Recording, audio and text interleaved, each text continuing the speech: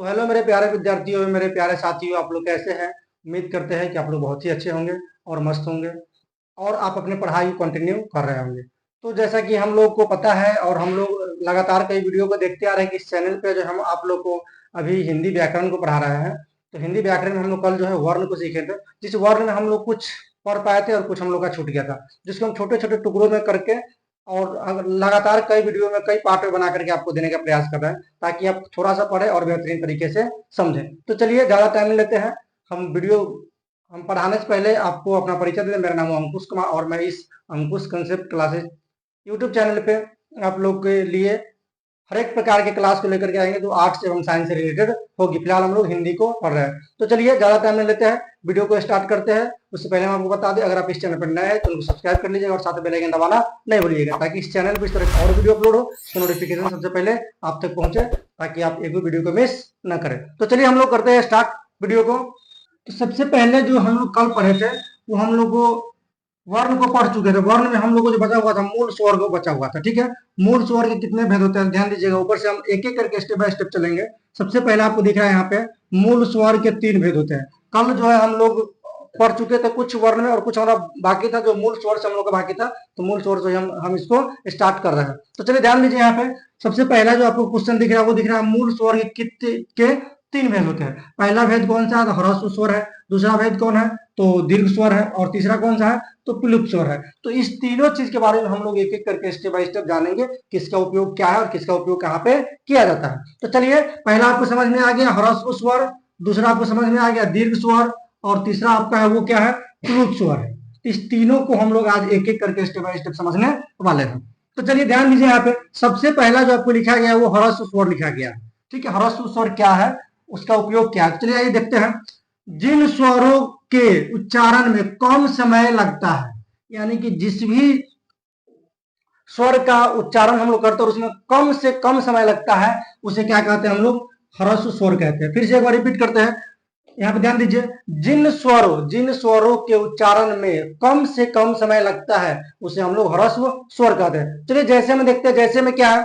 तो जैसे में आपको यहाँ पे दिया गया है, उससे पहले जैसे पढ़ने से पहले हम आप लोग देख लेते हैं। यहाँ पे है, इसकी संख्या कितनी होती है? इसकी 4 संख्या होती है। इसकी संख्या कितनी होती है? तो 4 होती है। वो कौन सा है? अ है, ई है, हर्षी, हर्षु है, और यहाँ पे री है। अब ध्यान दीजिएगा, हम एक एक करके स्टेप बाय स्टेप लिखे हुए हैं। इस री का जो प्रयोग हम लोग करते हैं, यहाँ पे लिखा हुआ है री की मात्रा इस टाइप में करते हैं। हम जैसे हम लोग यहाँ पे लिखते क्या है? कृष्णा। चलिए हम नीचे लिख के दिखाते हैं आपको। जैसे कृष्णा लिखते हैं, ठीक है, तो इस री का ही उपयोग करते हैं। यहाँ पे लिखते तो इस तरीके से है, लेकिन इसको वो पढ़ते क्या है? री पढ़ते हैं। ठीक है, तो वही यहाँ पे लिखा गया है कि इस री की मात्रा के रूप में लगाई जाती है, तथा तथा इसका उच्चारण जो है वो री की होती है। यानी कि इस तरीके का जो हम लोग लगाते हैं, कृष्णा लिखते हैं, लेकिन हम लोग उसको पढ़ते क्या है? तो री पढ़ते हैं। चलिए उसी तरीके से नेक्स्ट हम लोग का देखते हैं क्या है।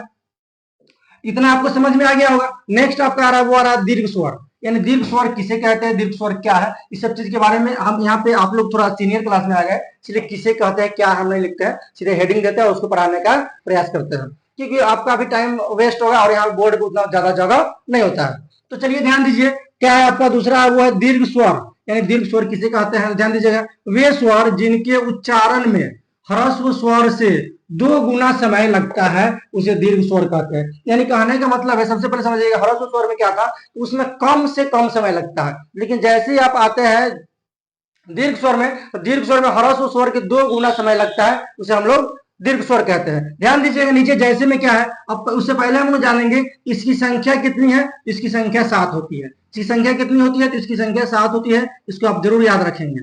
ठीक है, अब क्वेश्चन आपको ऑब्जेक्टिव में पूछा जा सकता है कि दीर्घ स्वर की संख्या कितनी होती है? तो 7 होती है। ह्रस्व स्वर की संख्या कितनी होती है? तो 4 होती है।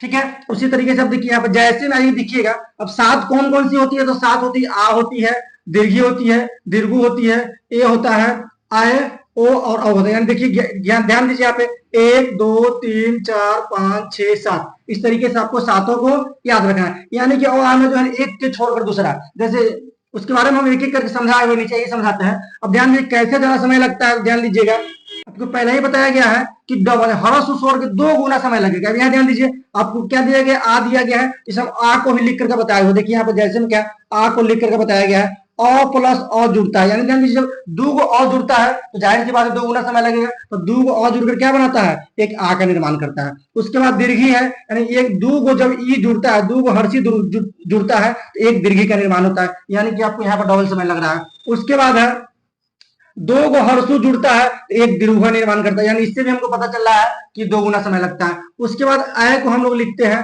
तो आय में एक छूट गया आपका, चलिए कोई बात नहीं है, आप लोग देख लीजिएगा। आया जो आपका यहाँ पे लिखा था इस तरीके से लिखा था अ ए, यहाँ ध्यान दीजिए इसमें भी क्या लग रहा है, 2 समय लग रहा है। उसके बाद क्या करा, ओ लिखा हुआ है तो ओ में देखिए अ उ हम लोग पढ़ते हैं, अ और उ मिलता है तो क्या बनता है, एक ओ का निर्माण होता है। उसी प्रकार से क्या होता है, अ और ओ मिलता है तो किसका निर्माण होता है, ओ का निर्माण होता है। इस तरीके से आपको जो है दीर्घ स्वर की संख्या कितनी है तो आपको याद रखना है 7 है। वो कौन सा है, तो आ है, दीर्घी है, उ है, ए है, सॉरी अ है, ओ है, औ है। इस तरीके से आपको याद रखना एक एक करके स्टेप बाय स्टेप। चलिए नेक्स्ट हम लोग का जो होता है वो आता है प्लुत स्वर। वे स्वर जिनके उच्चारण में दीर्घ स्वर से भी अधिक समय लगता है, यानी कहने का मतलब ह्रस्व स्वर में कम समय लगता था, दीर्घ स्वर में उसका ह्रस्व स्वर का 2 गुना लगता था, और इसमें क्या है, ह्रस्व स्वर का 3 गुना समय लगने वाला है। ठीक है, उसी चीज को हम लोग देखते आगे पढ़ेंगे तो आपको समझाएंगे।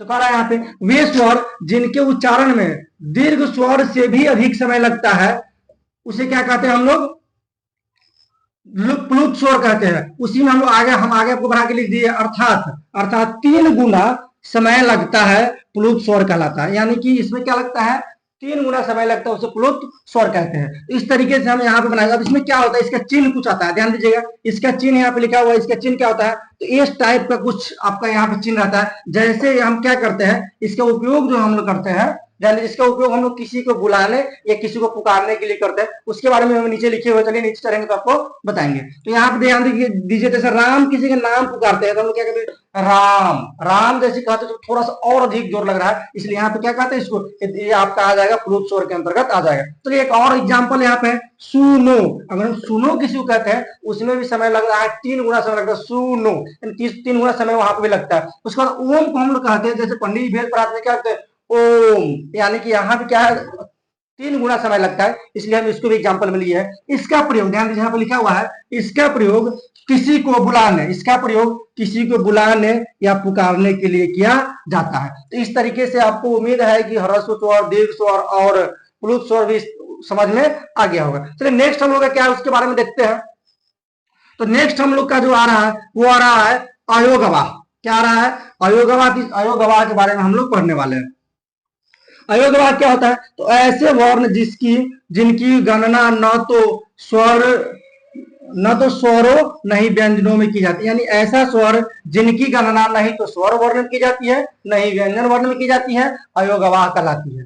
फिर से एक बार रिपीट करते हैं, ऐसा यहाँ पे ऐसे वर्ण जिनकी गणना न तो स्वर वर्ण में की जाती है, नहीं व्यंजन वर्ण में की जाती है, उसे हम लोग क्या कहते हैं, तो अयोगवाह कहते हैं। चलिए आगे देखते हैं क्या कर रहा है, अयोगवाह कहलाता है। यहाँ तक समझ गए। इसकी संख्या कितनी है, तो इसकी संख्या 2 है। अब 2 कौन सी संख्या है, वो पहला आपका अंग है और दूसरा क्या है, अ है। ध्यान दीजिएगा, इस दोनों का जो काम होता है ना तो स्वर वर्ण किया जाता है और नहीं व्यंजन वर्ण किया जाता है। ठीक है, तो इस तरीके से अब अंग को हम लोग क्या चीज कह के पुकारते हैं, तो अंग को हम लोग अनुस्वार कहते हैं। जैसे मेरा नाम अंकुश, तो अंकुश लिखते हैं तो अ पर अनुस्वार देते हैं तब लिखते हैं हम लोग। उसी प्रकार से यहाँ अ जो होता है, ये क्या होता है, अ होता है तो इसको हम लोग विसर्ग के नाम से जानते हैं, यानी कि इसको क्या कहते हैं, अंग को अनुस्वार कहा जाता है और अ को विसर्ग कहा जाता है। तो इस तरीके से आपको यहाँ तक उम्मीद है कि बेहतरीन तरीके से समझ में आ गया होगा। नेक्स्ट आपका कह रहा है अयोगवाह के 4 प्रकार होते हैं। अयोगवाह के कितने प्रकार होते हैं, अयोगवाह के 4 प्रकार होते हैं। वो 4 प्रकार कौन कौन सा ये दिखाते हैं, तो वो 4 प्रकार है आपका। पहला है अनुनासिक, जो कि ध्यान दीजिएगा चंद्र बिंदु हम लोग जैसे लगाते हैं, जैसे ओम लिखते हैं, क्या लिखते हैं, ओम लिखते हैं, इस तरीके से हम लगाते हैं। इसका नाम क्या है, ऊपर वाले का नाम है आपको अनुनासिक, जो कि देखिए यहाँ पे सिंबल बना के हम लिखे हुए हैं, इसका नाम क्या है, अनुनासिक इसका नाम है। चलिए नेक्स्ट क्या करा, विसर्ग। इस विसर्ग के बारे में हमें आपको यहाँ पे बताया है, इसे जो किसी भी व्यंजन के बगल में लगा होता है या फिर किसी भी ह्रस्व के बगल में जो 2 बूंदा होता है उसे हम लोग क्या कहते हैं, विसर्ग कहते हैं। उसके बाद आता है अनुस्वार। अनुस्वार आप ध्यान दीजिएगा, हम लोग अंकुश अगर लिखते हैं, ठीक है, अंकुश को लिखते हैं तो इस तरीके से लिखते हैं। ठीक है, यहाँ पे इसको किस तरीके से अंकुश लिखते हैं तो ऊपर अनुस्वार देकर के लिखते हैं, इसी को हम लोग क्या कहते हैं, अनुस्वार कहते हैं। उसके बाद आता है निरूनासिक। अब इस निरूनासिक के बारे में आप लोग को शायद ही पता होगा, अगर पता है तो और अच्छी बात, बहुत अच्छी बात है, नहीं पता है तो हम यहाँ बताने के लिए आए हुए हैं। तो चलिए निरूनासिक के बारे में हम लोग समझते हैं कि होता क्या है। यहाँ पे नीचे लिखा हुआ है, वे वर्ण जिनके उच्चारण में केवल मुख, यानी मुख का मतलब मुंह है, इसलिए ब्रैकेट में लिख दिए मुख, केवल मुख, मुंह से वायु निकलती है। ठीक है, क्या है, वे वर्ण जिनके उच्चारण में केवल मुख यानी मुंह से वायु निकलती है, नाक का कोई उपयोग नहीं होता है, इन्हें मौखिक स्वर भी कहा जाता है। यानी कहने का मतलब वे वर्ण जिनके उच्चारण में सिर्फ मुंह से हवा निकलती है, इसमें नाक का कोई इस्तेमाल नहीं होता है, कोई प्रयोग नहीं होता है, जिसे क्या कहते हैं हम लोग, निरूनासिक स्वर कहते हैं, या फिर निरूनासिक व्यंजन कहते हैं। अब इसमें नेक्स्ट क्या दिया हुआ है, इन्हें नीचे पढ़िएगा क्या लिखा हुआ है, इन्हें मौखिक स्वर भी कहा जाता है। यानी इन्हें क्या कहा जाता है, इन्हें मौखिक स्वर भी कहा जाता है। तो दोस्तों इस तरीके से हम लोग आज अपने वीडियो में इतना चीज को कवर किए हैं। उम्मीद है कि आपको बेहतरीन तरीके से समझ में आ गया होगा और आगे आता भी रहेगा, क्योंकि हम प्रयास करते हैं आपको जितना बेसिक चीज से एडवांस तक की जानकारी दे, जितना छोटा से छोटा, जितना तोड़ तोड़ के समझाने का प्रयास करते हैं ताकि आप लोगों को समझ में आ जाए। तो चलिए हम लोग वीडियो को समाप्त कर, उससे पहले हम आपको एक बार लास्ट बार और आपसे गुजारिश करते हैं कि अगर आप इस चैनल पर नए हैं तो चैनल सब्सक्राइब जरूर कर लीजिएगा और साथ में बेल आइकन जरूर दबा लीजिएगा, और हो सके तो वीडियो को जितना ज्यादा हो सके शेयर कीजिएगा ताकि आपके साथ और लोग भी देखें और हमारा भी थोड़ा चैनल ग्रो कर जाए, क्योंकि नया चैनल है इसलिए इस पे अभी थोड़ा सा कम सब्सक्राइबर है, थोड़ा कम लोगों के पास पहुंच रहा है, तो आप लोग थोड़ा वीडियो को पहुंचाने का प्रयास कीजिए। चलिए वीडियो करते हैं समाप्त, मिलते हैं नेक्स्ट वीडियो में। जय हिंद, जय भारत।